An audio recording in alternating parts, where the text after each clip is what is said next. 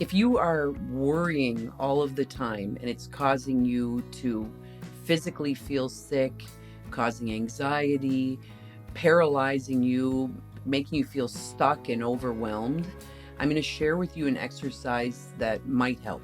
Grab a piece of paper, draw a line down the middle of the page, and on one side write problem, and on the other side write worst case scenario.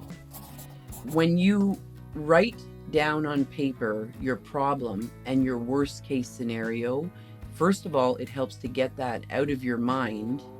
And now you can begin to take action to make sure that worst case scenario doesn't happen. And you will probably even realize that that worst case scenario will never happen. So write down all of your problems one by one. Then write down all of the worst case scenarios one by one. And then third step is to resolve the issue and resolve the problem.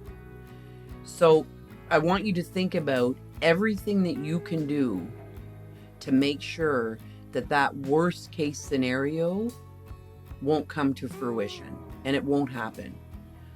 And realize the power and the control that you have in your own life to make sure that that worst case scenario won't happen. And one by one, you can tackle these problems. When you start to think creatively of all the things that you can do in your own life to make sure that these worst case scenarios don't happen, it's a new way of thinking about your problem. If you don't do this exercise, you may be just thinking about the problem, and you think about the problem and you're thinking about the problem and you don't stop thinking about the problem, and it just keeps getting bigger and bigger and bigger in your own mind.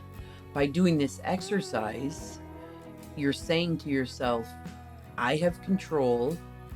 I can do all kinds of creative things. I can take massive action to make sure that this worst case scenario never happens. I can take all kinds of small little actions to make sure this worst case scenario never happens.